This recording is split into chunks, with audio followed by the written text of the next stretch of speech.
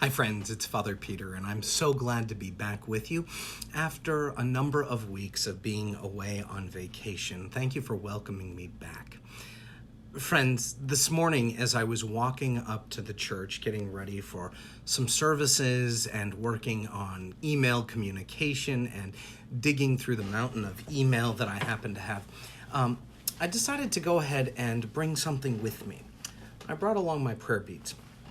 And as I walked up the hill from the rectory to the church, I just prayed. And it was such a wonderful gift. First off, it was a cool morning, and so it was wonderful to be outside and feel that coolness. But above all, it was wonderful to just notice that in the pattern of moving beads through my fingers, reciting prayers, how quickly and how beautifully I felt that deep connection with the Spirit and the presence of God.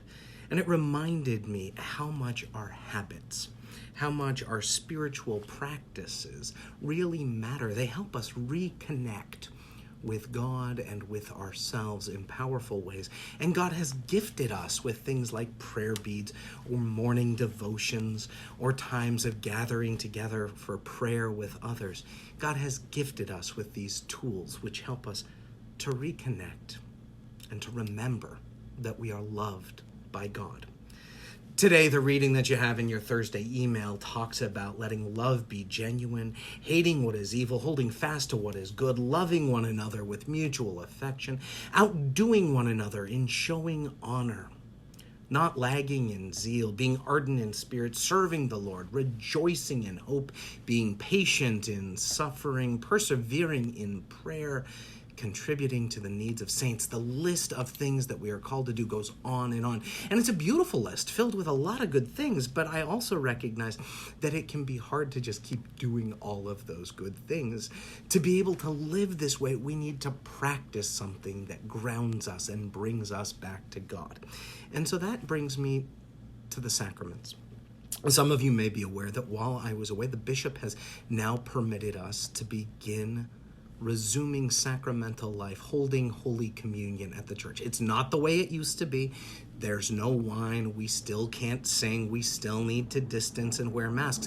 But there's a way for us to gather together and practice that physical action of receiving Christ into our midst, of being reminded that we are held together as a body. It's a gift and it's exciting. And so Vestry the other night agreed that we would start this pilot program of trying to reintroduce Holy Communion as part of our worship life. So starting next Wednesday, we will be offering Holy Communion at our Wednesday noon service. If the weather's good, we'll be outside. If it's not great, we'll be inside. Either way, attendance will be capped at 25 people, and you need to sign up in advance. Your weekly email has a link that will get you to a sign-up page. If you'd rather, if you're not a big fan of doing things by links, you can always call the parish office, 413-525-6341, and let Darcy know that you're coming. That way we can have the Eucharist ready for you. That way we can make sure that we stay under the limit of 25 people, which the governor has currently enforced here in Massachusetts. Similarly, the following Sunday, we hope to institute an 8 a.m. service. That would be on the 6th, I believe, of September. So look for more information to come out on Monday. We'll tell you all about it. In the meantime, know that just as these prayer beads helped usher me back into that place of deep connection with Christ, so too we together will be able to have the sacrament of Holy Communion, helping to reconnect us deeply and intimately with each other and with God. So I look forward to seeing you sign up. I look forward to hearing that you're coming, and together we will experiment with what this is like, following intentional, safe protocols of distancing, of sanitizing, of masking, and doing what needs to be done so that we love one another as Christ loved us, protecting each other from this virus, but also receiving the help and support of Christ we need.